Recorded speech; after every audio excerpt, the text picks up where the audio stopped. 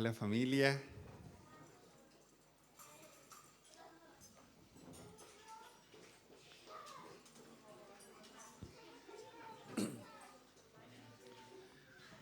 Hartos de nosotros tuvimos la oportunidad de estar la semana pasada en Osorno y en el grupo que tenemos en WhatsApp escribí antes de estar allá, antes de empezar este tiempo en este evento, como una invitación a poder estar orando juntos, porque indistintamente de no poder estar todos, fuimos igual como iglesia, y nuestra expectativa en medio de eso es que lo que Dios nos enseña en estos espacios podamos como apropiárnoslo como iglesia y pueda bendecirnos a todos y pueda bendecir nuestras vidas, nuestras casas. Y desde ese espacio quiero compartir algo con ustedes hoy que viene a ser una respuesta de algo que yo estaba procesando en mi cabeza en función de esa experiencia. Y la conferencia en la que tuvimos en Osorno se extendió desde el día viernes en la tarde hasta el domingo, pero antes de eso hubo un retiro de pastores que fue en un lugar que se llama Puerto Fonk, que queda al lado de Puerto Octay. Y en medio de eso tuve la oportunidad de compartir un almuerzo un día con uno de los expositores que estuvo compartiendo el sábado, que se llama Sergio Canales. Y yo le hice una pregunta como aprovechando tener este hombre así como anciano en el ministerio, de hacerle algunas preguntas que yo no entendía de cosas como de dinámicas espirituales que yo había vivido en mi casa con mis hijas, como algunas cosas que yo no entendía y no le encontraba pie ni cabeza. Y su respuesta, que fue súper ilustrativa para mí, me llevó a pensar en otras cosas que tenían que ver con algo ya como bien personal mío. Y quiero compartir con ustedes esto que le puse como título: el perfecto amor echa fuera el temor.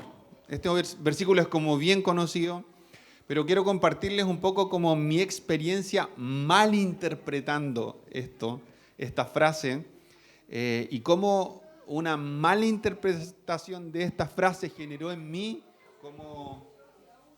¿Está bien? ¿Sí? Generó en mí un cansancio. Ahí sí. Sí, está cargado completo. Ya. Generó en mí como un peso o un cansancio en muchas oportunidades. Y quiero hacer un par de preguntas que pueden sonar como medio de perogrullo, pero si leemos lo que dice toda la carta de Primera de Juan, que es donde está enmarcado este versículo de que el perfecto amor echa fuera el temor, vamos a encontrar que hay ciertas cosas que Juan explora allí y enseña, y que son como las cosas en las cuales tenemos que ampararnos para poder entender cómo funciona el amor de Dios sobre nuestra vida y cómo eso es un potencial en nosotros para poder amar. Entonces las preguntas que quiero que puedan responder levantando su mano es: ¿cuántos creen en Jesús? ¿De quiénes estamos acá? Levantando su mano. ¿Cuántos de ustedes creen en Jesús? Ya. ¿Cuántos creen que por creer en Jesús, entonces Dios ha depositado su Espíritu Santo en ustedes? Gracias, amigo. ¿Sí? ¿Sí? ¿Se escucha acá? Sí. Ya. Ahora, ¿cuántos creen que Dios los ama?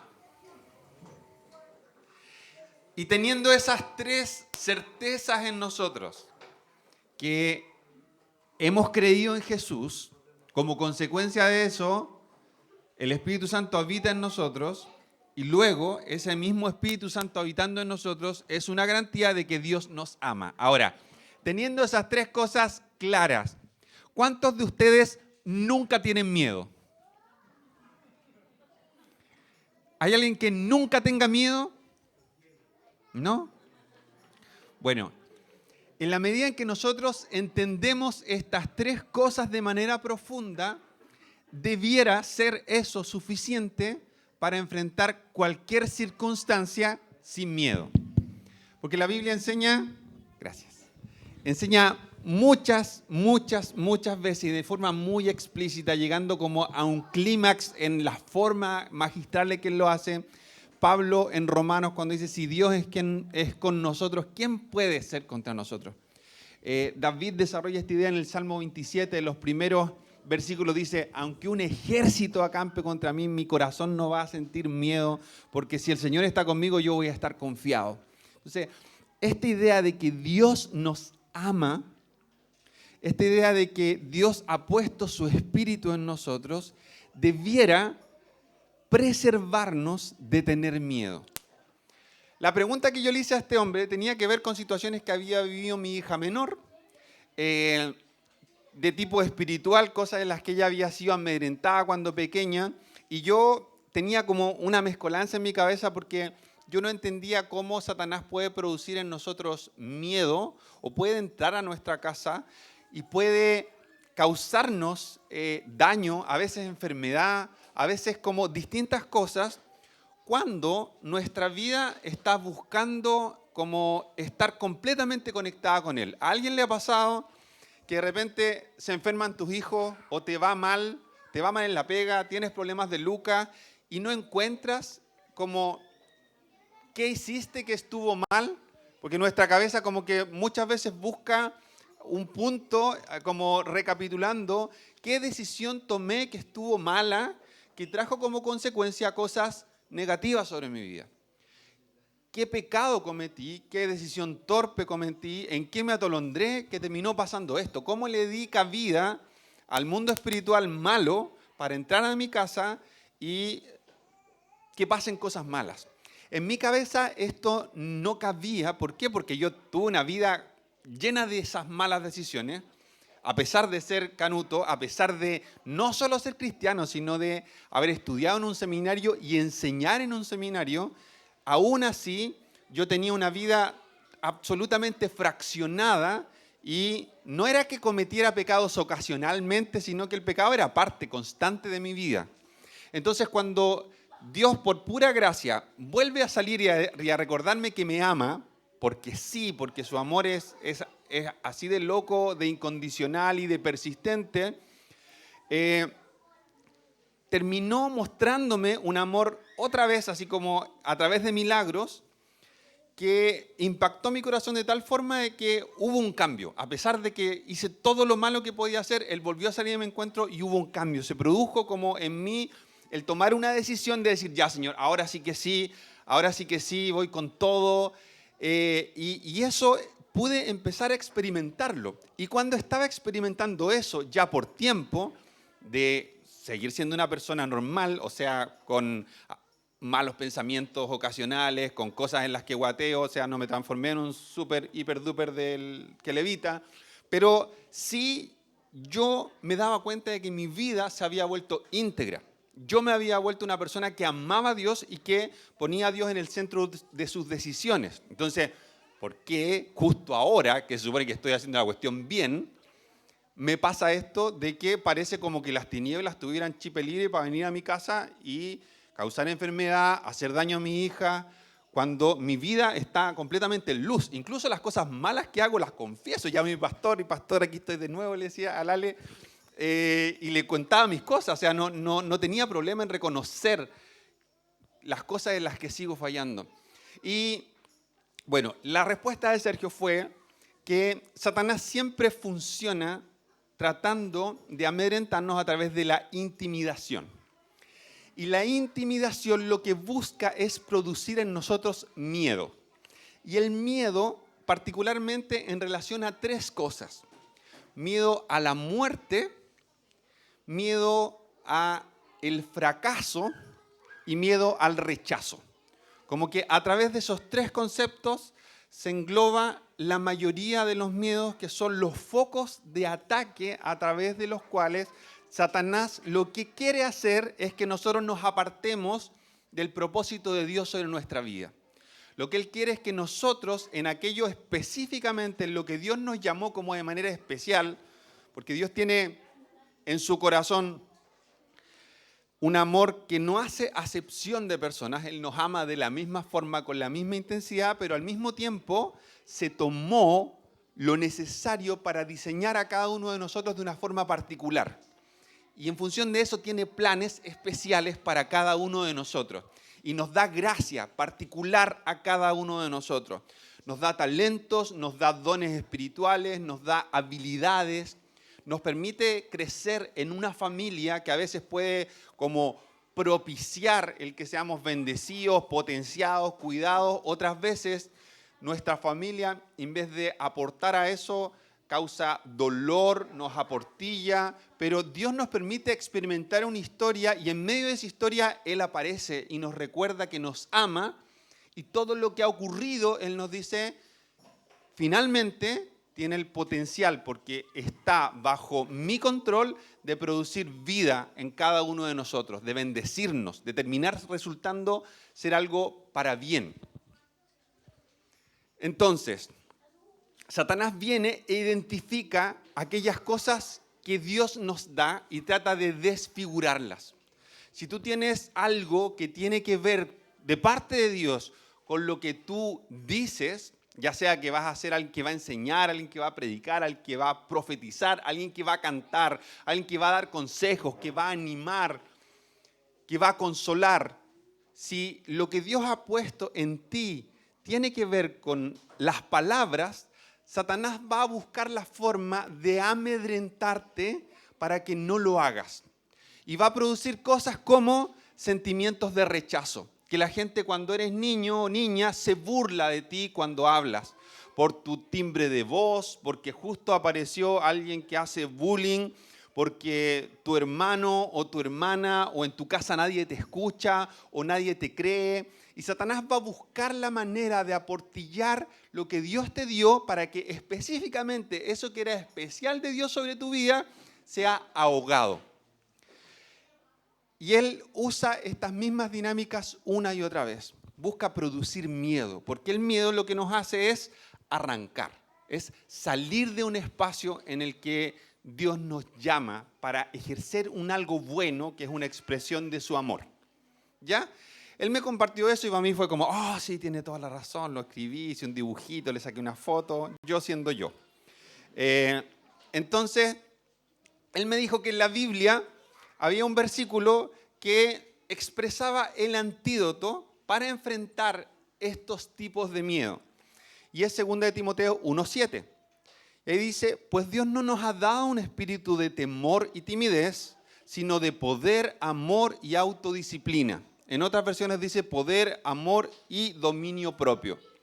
Entonces él decía que cuando las tinieblas traen sobre nuestra vida temor a la muerte, nosotros lo que podemos activar sobre nuestras vidas es el dominio propio.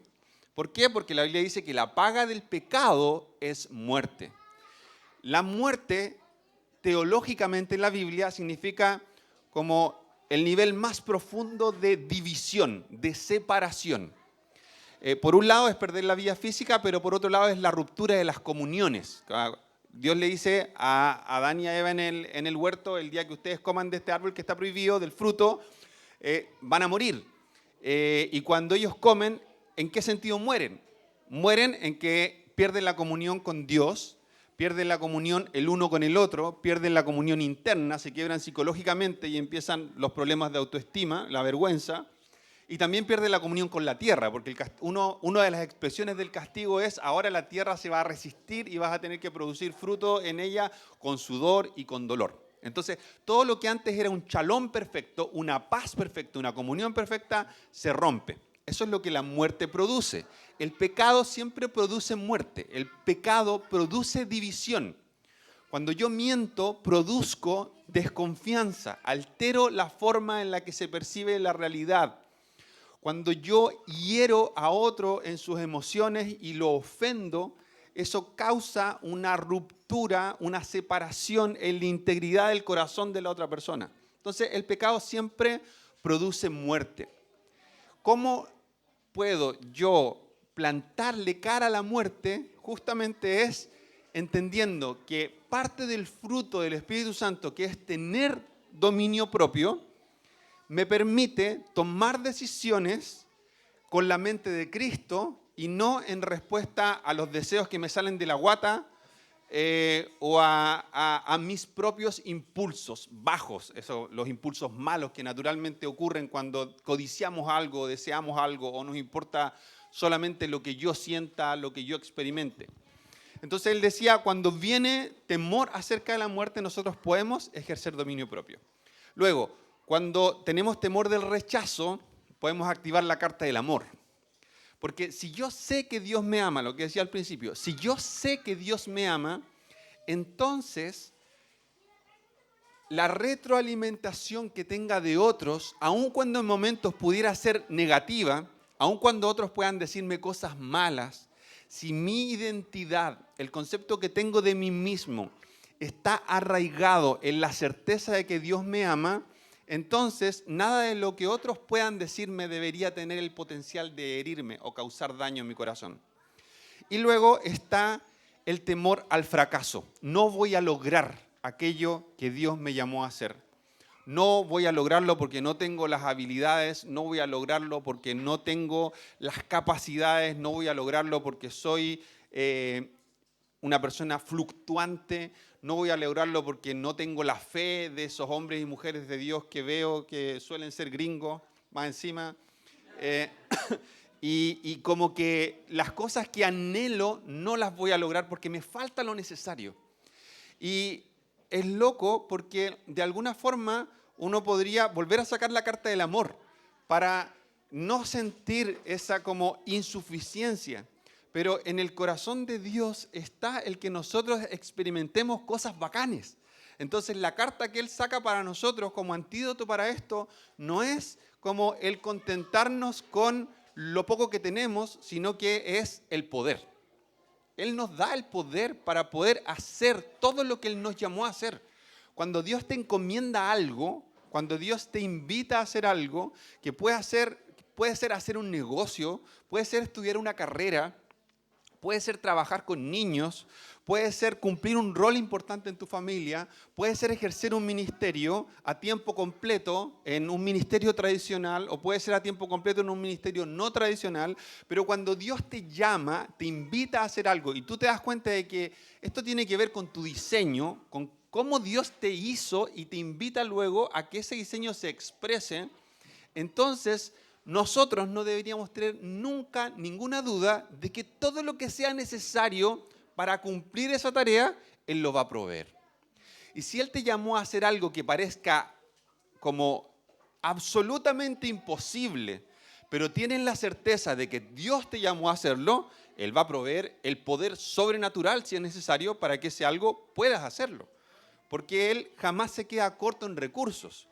Y cuando nosotros olvidamos eso, Él viene y nos recuerda con su palabra cosas como, acuérdate que como has creído en Jesús, entonces mi espíritu habita en ti. Eres mi hijo, eres mi hija, yo te amo. No necesitas tener miedo de absolutamente nada.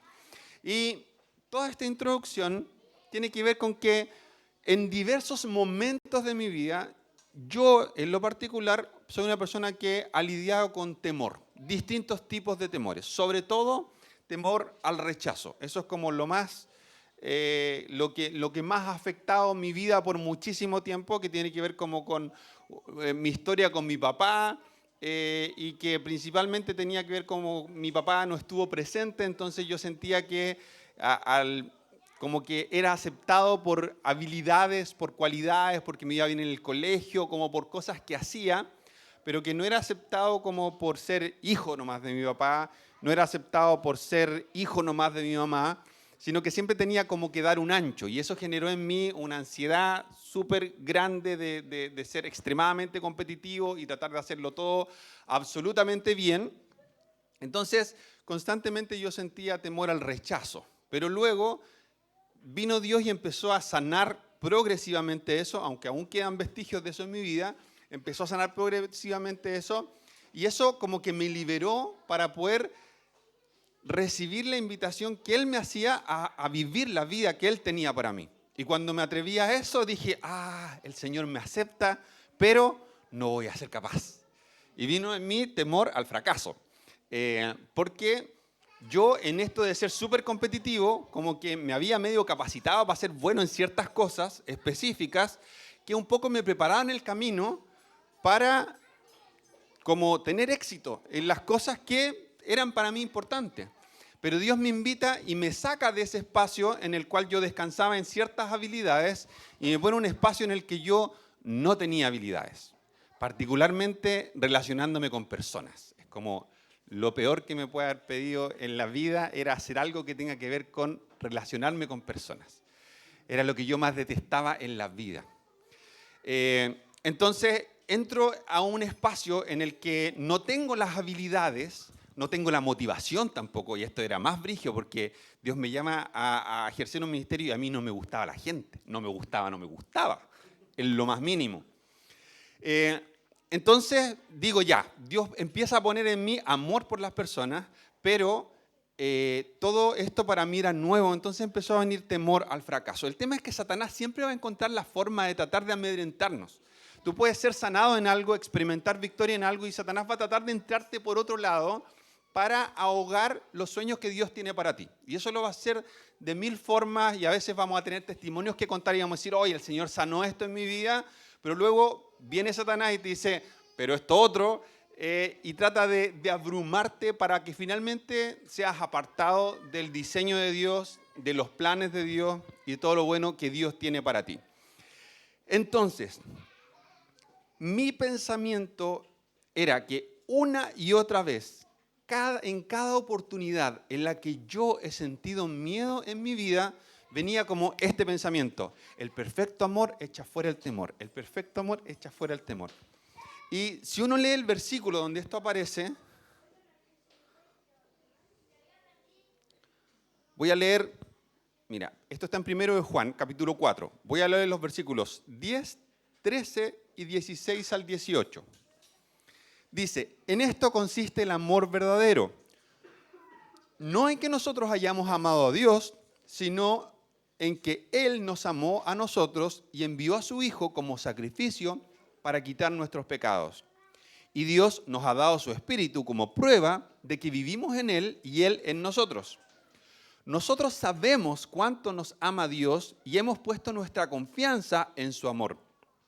Dios es amor. Y todos los que viven en amor viven en Dios y Dios vive en ellos. Y al vivir en Dios, nuestro amor crece hasta hacerse perfecto. Por lo tanto, no tendremos temor en el día del juicio, sino que podremos estar ante Dios con confianza, porque vivimos como vivió Jesús en este mundo. En esta clase de amor no hay temor, porque el amor perfecto expulsa todo temor. Si tenemos miedo es por temor al castigo, y esto muestra que no hemos experimentado plenamente el perfecto amor de Dios. Lo pueden leer después, capítulo 4 de 1 de Juan, yo lo voy a leer de nuevo de ahí, pero cuando yo leo esto, pongo como 200 caras y distintas poses, como que le leo y digo, así como bacán, y después así como que tiene partes que me animan un montón y tiene partes que me desaniman por completo. Es como todo parte en el amor de Dios. Si nosotros podemos tener el potencial para experimentar el amor de Dios, es por iniciativa de Él, es porque Él ha depositado su amor en nosotros. Y Él depositó su amor en nosotros sin mediar nuestra iniciativa. Es Él el que salió a nuestro encuentro. Es Jesús el que murió en la cruz. Cuando nosotros estábamos en rebeldía, cuando no nos interesaba o incluso cuando lo odiábamos, como Pablo que odiaba a los cristianos, y Jesús sale a su encuentro y le expresa su amor. Nuestras historias tienen mucho de eso. Él sale a nuestro encuentro y nos expresa su amor cuando nosotros no estamos ni ahí con Él. Ahora, a pesar de que su amor por nosotros no tiene que ver con nuestra iniciativa, que es algo que debiera hacernos sentir así como absolutamente confiados de que dado que nuestra historia con Él siempre comienza así, no debiéramos estar teniendo miedo frente a un condoro que nos mandamos de que Dios nos va a dejar de amar. Porque en primer lugar jamás nos amó porque le apuntáramos al palo, sino que nos amó porque libremente ha decidido amarnos. Entonces yo leo el primer versículo y es como, oh, gracias Señor, porque tu amor es así. Esto no se trata de mí, se trata de ti. Y tu amor es incondicional y es bueno y guau, me llena la cabeza de cosas maravillosas. Pero el capítulo no termina. Y eso es triste a veces. Dice, Dios nos ha dado su Espíritu como testimonio de que le pertenecemos. Y luego aparece esta frase que para mí es terrible. Dice, Dios es amor y todos los que viven en amor viven en Dios. ¡Yujú! Hasta ahí. Y Dios vive en ellos. Y al vivir en Dios, nuestro amor crece hasta hacerse perfecto.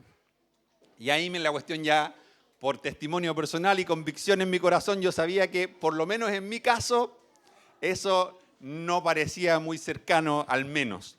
Ni siquiera después de este segundo encuentro con Dios, en el que como que empecé a sentir hambre, pasión y amor con Él. Aún así, aun cuando lo amo profundamente y con toda mi fuerza, así como ver que estoy en un camino de amor que me lleva a la perfección del amor, no.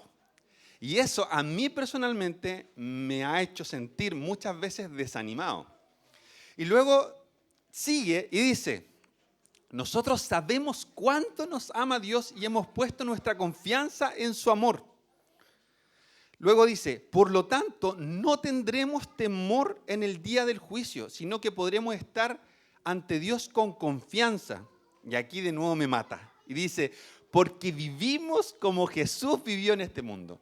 Y yo leía esa cuestión y ya no me podía sentir pero más inadaptado, inadecuado e insuficiente. Mira, pero esta cuestión, de verdad, yo pensaba esto, ¿a quién miércoles le escribió esta cuestión como para que le calzara, decía yo?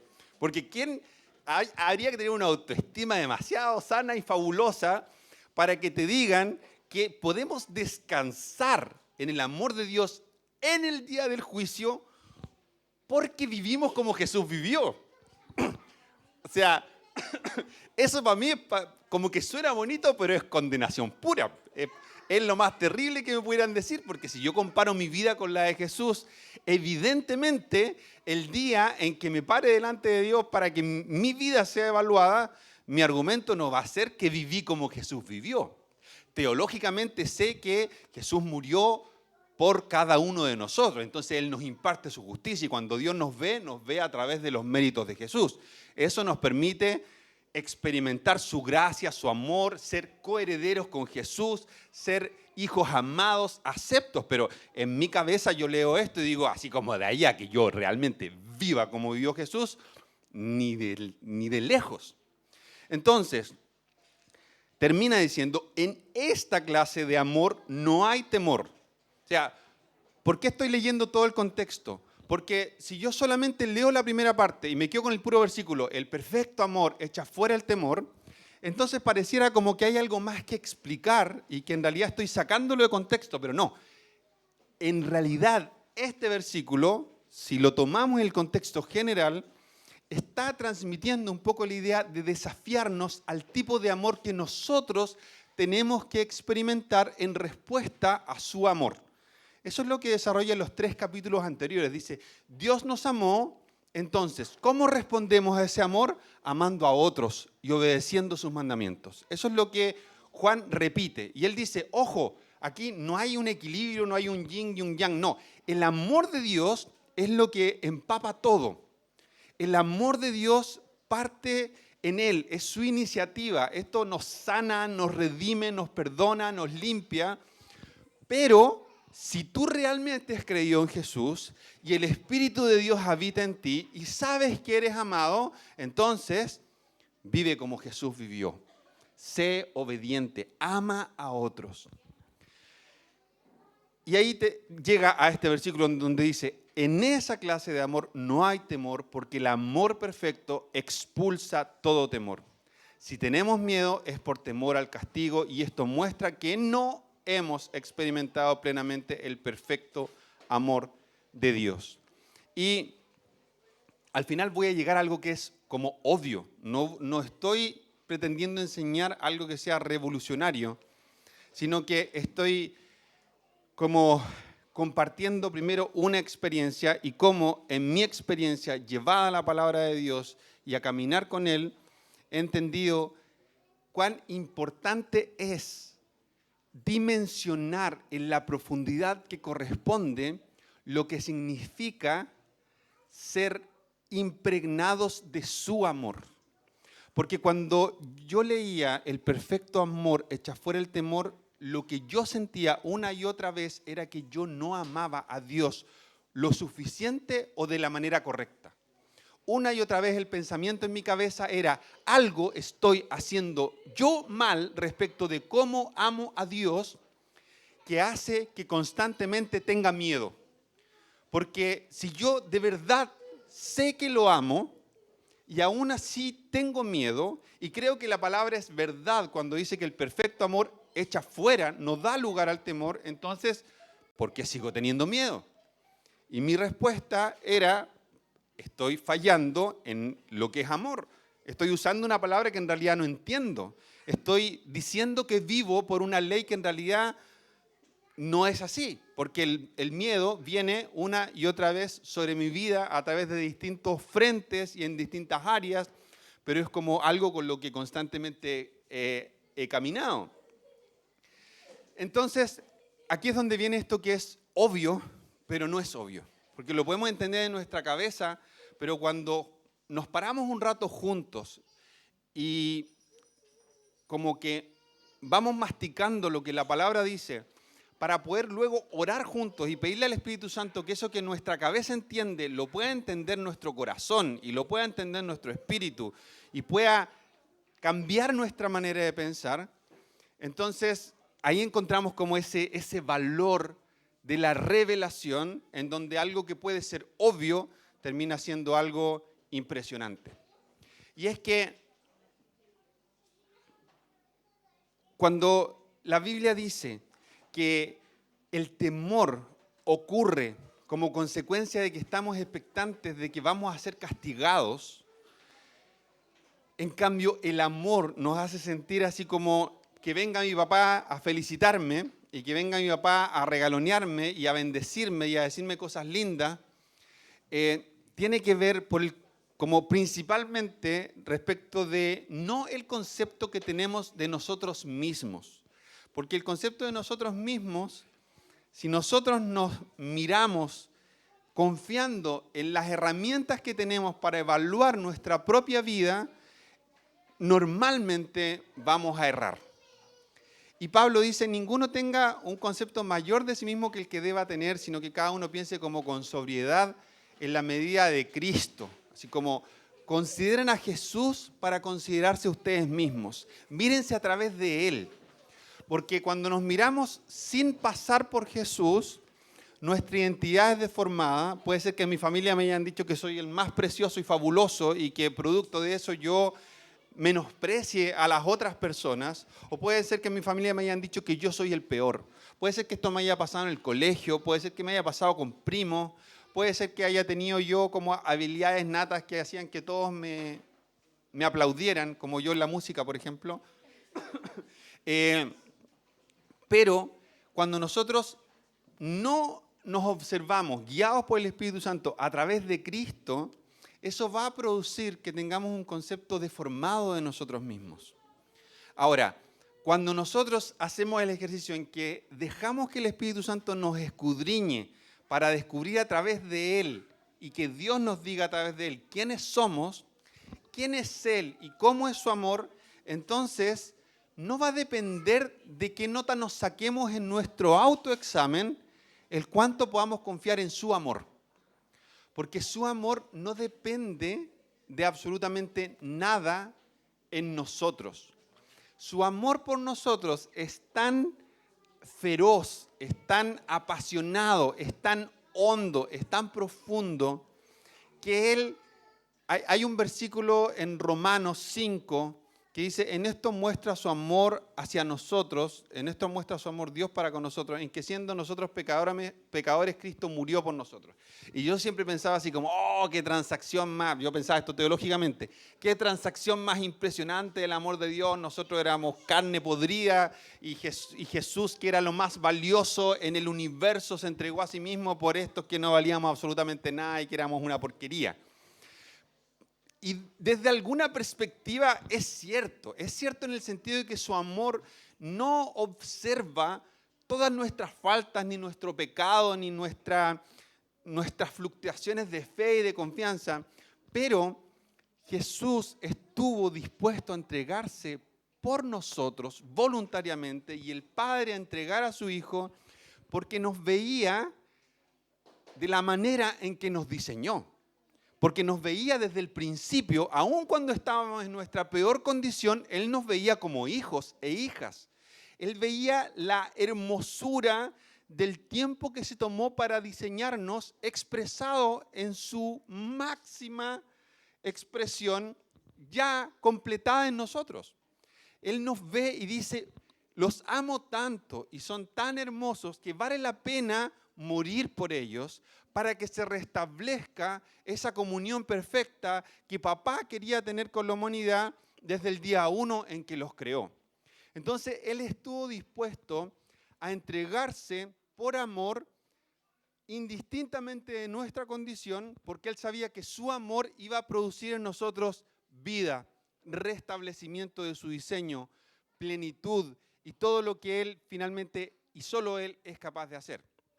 Entonces, el amor de Dios jamás depende de lo que nosotros podamos hacer. El amor de Dios no depende de cómo nosotros podamos responder. El amor consiste en esto. El amor verdadero, dice, no en que nosotros hayamos amado a Dios, sino en que Él nos amó a nosotros y envió a su Hijo como sacrificio para quitar nuestros pecados. Entonces, cuando decimos que el perfecto amor echa fuera el temor, lo que estamos haciendo es que si estamos llenos de miedo, tenemos que volver una y otra vez a su amor, que es el amor que es perfecto. Este pasaje, aun cuando está desafiándonos a nosotros a responder con un tipo de amor, lo que quiere es que entendamos que no es para poner una cruz en nuestra espalda de insuficiencia porque no somos capaces de amar de manera perfecta, sino que es lo contrario, es decirnos, lo que tú y yo necesitamos es recibir más del amor perfecto de Él, porque no hay nadie que ame de manera perfecta, sino solamente nuestro Dios trino. Es el Padre, es el Hijo y el Espíritu Santo el único que ama de manera perfecta. Por tanto, si hay temor en mi vida, lo que tengo que recordarme una y otra vez es que su amor es perfecto. Es tan perfecto que puede volver 200 veces a restaurar, sanar y afirmar mi identidad y la tuya. Vuelve a recordarme mi valor una y otra vez, a pesar de que esté aporreado, a pesar de que a ratos esté cochino, a pesar de que tome a veces situaciones sistemáticas malas en mi vida, que no dan lo mismo porque el pecado produce muerte. Entonces, si yo me doy a pecar sistemáticamente, eso va a causar daño en mi vida. Pero ese daño sobre mi vida no tiene nada que ver con cuánto Dios me ama. O sea, no da lo mismo como viva, si yo peco, eso va a ser malo para mí y va a ser malo para otros, pero no pone en entredicho cuánto me ama Dios. Él me sigue amando exactamente lo mismo y sigo teniendo el mismo valor para Él. Por tanto, cada vez que vengan miedos en mi vida, ya sea por mi propia autoestima, por las tinieblas, por otras personas, yo puedo recordarme que su amor perfecto no cambia. Él me sigue amando de manera perfecta, absoluta, y su amor perfecto vuelve a permitir que su espíritu se active en mí y yo tenga dominio propio, para que el miedo a la muerte se vaya. Su amor perfecto puede venir una y otra vez sobre mí, permitiéndome experimentar poder para tener éxito en lo que Él me llamó. Y esto es loco porque cuando yo percibo mi propia identidad, no a través de Jesús, sino a través de mí mismo, a veces me empecino en tener éxito en cosas a las que Dios no me llamó y que no son mi diseño. Entonces me esfuerzo por alcanzarlas y me va mal. Y me siento frustrado y pienso que Dios no me ama porque fracaso en hacer algo que en realidad nunca Dios me creó para que yo hiciera, porque simplemente no es mi diseño. Entonces, cuando nuestra identidad está bien arraigada y desde una identidad bien arraigada podemos escuchar su voz para conocer cuáles son sus planes, entonces vamos a tener la certeza de que Él nos va a dar el poder suficiente y la provisión necesaria para lograr todo lo que Él nos llamó a hacer. Eso es una garantía. Nadie que quiere cumplir el propósito de Dios se queda frustrado por falta de provisión o por falta de poder. Absolutamente todos tenemos el potencial para cumplir los planes de Dios y ver sus promesas cumplidas en nosotros, si es que estamos dispuestos a vivir de acuerdo a su diseño. Entonces, si es que yo vuelvo una y otra vez al amor que Dios tiene por mí, entonces la vergüenza, el rechazo, la respuesta de otros, la valoración de otros, de mis colegas, de mi familia, de mis papás o de mis hermanos, sea que sea de las personas más importantes para mí, cuando Dios sana el corazón, Él permite que el rechazo deje de tener el potencial de amedrentarnos, deje de tener el potencial de autopercibirnos de la manera en que otros nos perciben y vamos a percibirnos como Dios nos percibe. Ojo, tampoco tiene que ver con cómo yo me percibo, tiene que ver con cómo Dios me percibe, con su diseño sobre mí. Y desde ese espacio, desde esta certeza de que Él me ama, de que su amor es perfecto, de que su amor me inunda y me impregna y me empapa, entonces puedo empezar a vivir de la forma en que Él vivió. ¿Y de qué forma? Hay un proverbio que dice así: pero la senda de los justos es como a la luz de la aurora que va en aumento hasta que el día es perfecto. Cuando nosotros pasamos de muerte a vida, la Biblia y Juan en su Evangelio usa mucho esta figura de que hemos pasado de tinieblas a luz. Estábamos muertos, pero ahora estamos vivos. Estábamos en la oscuridad, pero ahora estamos en la luz. Y cuando uno está en la luz, uno puede partir como una pequeña vela en un rincón. Y Jesús dice, ustedes son la luz del mundo, y una vela o una lámpara no se pone debajo de un cajón, sino que se pone en el lugar más alto donde pueda iluminar como la mayor distancia posible. Entonces, la luz puede ser tenue, pero es luz. Y quiero como enfatizar eso. Puede ser que tú veas tu vida y digas, para nada yo soy como Jesús, porque veo todas estas cosas en las que no soy como Él. Pero en esencia, puede ser que Él sea como un sol o una estrella así fulgurante de brillo y nosotros seamos una vela. Pero en esencia somos luz como Él es luz, porque nuestra naturaleza cambió cuando aceptamos a Jesús. Entonces, yo puedo tener un montón de cosas que todavía no se ajustan al diseño perfecto de Dios, pero soy luz. Y Satanás va a venir a decirte un montón de mentiras, pero lo cierto es que tú eres luz, porque el Espíritu Santo habita en ti y eso hace que se proyecte la luz de Jesús en tu vida. Y Dios quiere que tu luz sea así, como la luz de la aurora que va en aumento hasta que el día es perfecto. Y quiere que te alegres cada vez que tú experimentas manifestaciones del amor. 1 Corintios 13 dice, cualquier cosa que haga sin amor es charcha. Eso es lo que dice la primera parte. Y después dice, el amor es paciente y bondadoso. No es celoso, ni fanfarrón, ni orgulloso, ni ofensivo. No exige que las cosas se hagan a su manera, no se irrita, ni lleva un registro de las ofensas recibidas. No se alegra de la injusticia, sino que se alegra cuando la verdad triunfa. El amor nunca desea por vencido, jamás pierde la fe, siempre tiene esperanza y se mantiene firme en toda circunstancia. Yo leía esto y sentía la misma cuestión que el perfecto amor echa fuera el temor. Porque leía esto y decía, ni una posibilidad, mejor ni me molesto. Porque parece que este tipo de amor es inaccesible para nosotros. Pero lo cierto es que ya somos esta luz y cada vez que yo ejerzo paciencia para sostener amor en una relación, esa luz está destellando un poco más fuerte.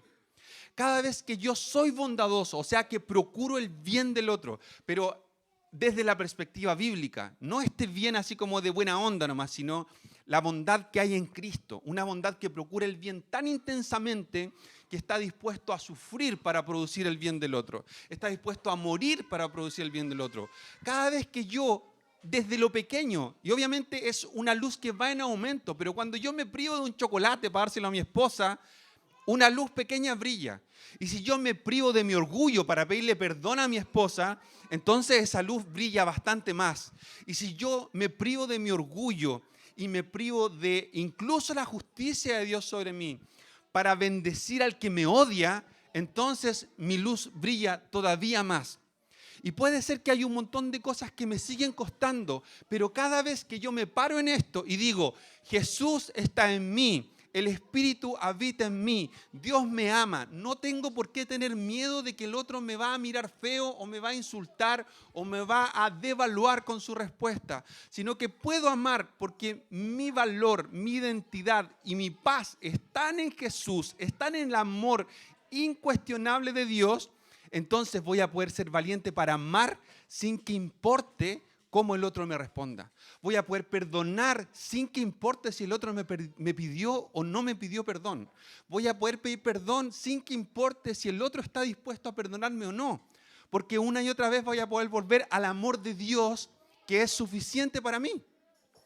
Y una y otra vez voy a poder ver cómo desde esa dinámica de volver al amor de Dios, que es suficiente para mí una y otra y otra y otra vez, en toda circunstancia, Él provee para que mi luz brille un poco más. Pero somos luz y eso es maravilloso. No somos estos chanchos podridos, miserables, que el Señor tenga misericordia porque no valemos nada y ojalá nos perdone por ser inmundos y viles. Algunas de nuestras acciones a veces, tristemente, son así, pero seguimos siendo luz. Para Él nunca dejamos de ser luz. Para Él nunca dejamos de ser hijos. Él nunca nos deja de amar. Somos nosotros los que nos infligimos daño con decisiones tontas, pero su amor no está yendo y viniendo. Él no está diciendo, es luz, no escupe, se apagó. Así como se portó mal, lo escupo para que se apague. O le tiro un chorro de agua, o hago algo para que se ahogue.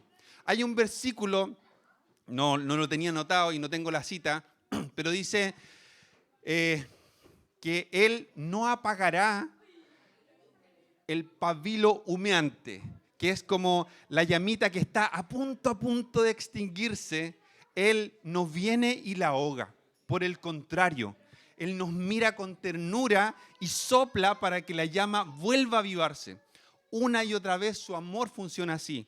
Y podemos llegar a ser así, como una vela que está a punto de extinguirse, pero Él nos mira y nos ve que somos luz. Él ve que somos como Él. Él ve que somos como Jesús. Y quiere que brillemos más. Y que nuestra senda sea como la luz de la aurora que va en aumento hasta que el día es perfecto. Eso va a traer plenitud sobre nosotros. Pero quiero orar esto. Quiero orar para que podamos pararnos en esta realidad.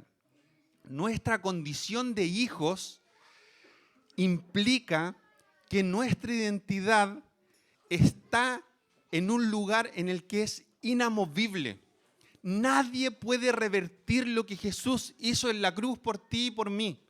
Lo que Él hizo transformó el universo desde sus cimientos, a tal punto que cuando nosotros depositamos nuestra fe en Él, nos transformamos en luz y no hay nada ni nadie en el universo que nos pueda apartar del amor de Dios, dice Pablo. Nada, ni tribulación, ni angustia, ni peligro, ni hambre, ni desnudez, ni tu pecado, ni mi pecado, ni las tinieblas, ni siquiera un ángel, absolutamente nada nos puede apartar del amor de Dios y nada puede cambiar tu condición de hijo y nada puede decirte que tú no eres luz. Así que si le embarraste, pide perdón. Si torciste tu camino, vuelve a recordar cuánto te ama. Vuelve a dejar que te susurre sus palabras de amor que te lleven a tomar decisiones sabias desde una identidad sana. Pero somos luz. Y eso es bacán. Es maravilloso. Porque no estamos hablando que da lo mismo cómo vivamos. No estamos diciendo que acá solamente nos queremos decir cosas bonitas para que después nos vayamos y hagamos lo que nos plazca. No, el pasaje es súper claro, nos está diciendo, ámense unos a otros. Amen como el Señor los ama. amen libremente, sepan que Él los ama tanto, tan profundamente, que pueden ser libres para amar sin miedos, para amarse a ustedes mismos sin miedos, para amar a otros sin miedo, para amar sin importar la respuesta de otros. Pero, a pesar de que hay un desafío, el desafío no es para ser suficientes y que entonces Dios nos ame. El punto de partida es que Él nos ama. Por tanto, como ese es el punto de partida, no hay cómo torcerlo, no hay cómo cambiarlo. Somos luz. Y quiero orar para animarte, para animarme y para animarnos a desechar los conceptos que hayamos abrazado, que nos hayan hecho sentir. Porque Satanás todo el tiempo quiere alimentar nuestro orgullo y destruir nuestra autoestima, como jugar en esos dos polos. Pero el Señor quiere una y otra vez recordarnos que somos hijos, que nuestra condición de hijos no cambia, que nuestro valor y su amor por nosotros es constante, es perfecto. Es su amor perfecto el que nos limpia y nos perdona una y otra vez, y desde ese lugar estamos parados. La Biblia dice que nosotros estamos parados en lugares celestiales, que estamos juntamente con Jesús en la línea para recibir la misma herencia que Él, para poder ser coherederos juntamente con Él de todo lo que Papá tiene para bendecir nuestras vidas. Y tenemos que creer eso, porque es desde ese espacio que Dios después nos dice, amen, vivan en santidad, experimenten siendo bondadosos, sean valientes, pero es desde ese punto de partida. Ese no es el punto de llegada, no es dar el ancho para que entonces Dios nos ame, si es que partimos del amor. Por eso, Espíritu Santo, en el nombre de Jesús, yo te pido que tú puedas venir sobre nosotros ahora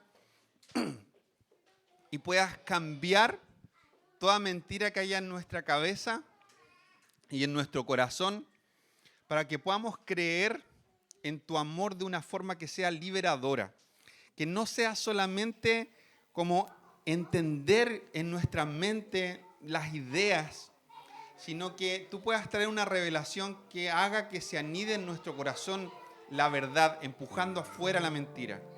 Que podamos tener esta certeza de que somos tan profundamente amados, de que somos hijos, de que somos luz. Que podamos, cada vez que tengamos miedo, volver a tu amor, a meditar en cuán intenso y perfecto es tu amor. Que cuando tengamos miedo al rechazo, sepamos que tú no nos rechazas y que el único que determina nuestra identidad eres tú. Que cuando tengamos miedo a la muerte, sepamos que en ti hay vida. En ti hay vida. No se trata solo de aguantarnos. El dominio propio no es aguantarse. El dominio propio es la consecuencia de estar con nuestra mirada tan puesta en ti, tan apasionado por lo que tú haces, por quién tú eres, por aquello a lo que tú nos invitas, que el pecado deja de ser capaz de tentarnos. Y nos dominamos no porque nos volvamos como personas que no desean nada de las cosas de este mundo, sino que el desearte a ti se vuelve más valioso, más espectacular, más hermoso. Que una y otra vez podamos volver a darnos cuenta de que en ti encontramos mayor placer, mayor plenitud. Que aún las tristezas en ti son mejores que el gozo alejado de ti. Aún los momentos difíciles tienen sentido y valor más que los momentos de alegría cuando nuestra alma y nuestro corazón están vacíos. Así que te pedimos, Espíritu Santo, que vengas y cambies toda mentira en nuestro corazón, para que podamos aceptar tu amor y dejar de resistirnos a Él, para que podamos dejarnos abrazar por ti con tu tierno abrazo y empecemos a pensar acerca de nosotros mismos de la manera en que tú piensas. Y allí encontremos valentía y allí encontremos todo lo que haga falta para vivir estas vidas plenas que tú anhelas, en donde nos bendecimos, en donde compartimos unos con otros, en donde somos bondadosos, en donde somos pacientes, en donde somos fieles, en donde somos personas que expresan lo bueno que tú eres con nuestra manera de comportar y de obedecer. Gracias, papá, porque tú eres bueno. Gracias porque tú eres un papá tierno. Gracias porque tu palabra aunque nos tensiona y nos desafía, siempre, siempre, siempre encontramos en ti palabras de consuelo. Siempre encontramos en ti esperanza. Siempre en ti y solo en ti encontramos vida. Siempre eres tú quien nos socorre. Aunque el socorro a veces demore, no hay nadie más que pueda socorrernos. No hay nadie que pueda decirnos quiénes somos y cuánto valor tenemos, sino solamente tú. Enséñanos a ser una luz que empieza a brillar cada vez más, para que otros también la vean, para que Temuco vea que tus hijos son un reflejo de tu amor, para que personas que hoy no te conocen puedan verte brillando en nuestra vida, expresando amor paciente y bondadoso como tu amor. Ayúdanos, Señor, para no conformarnos con poco, sino poder llegar a brillar como una luz fuerte que ilumina grandes lugares de muchos metros cuadrados en oscuridad. Te lo pedimos en el nombre de Jesús, pero recibimos y nos paramos en tu amor y en lo que tú dices acerca de nosotros. En el nombre de Jesús, amén.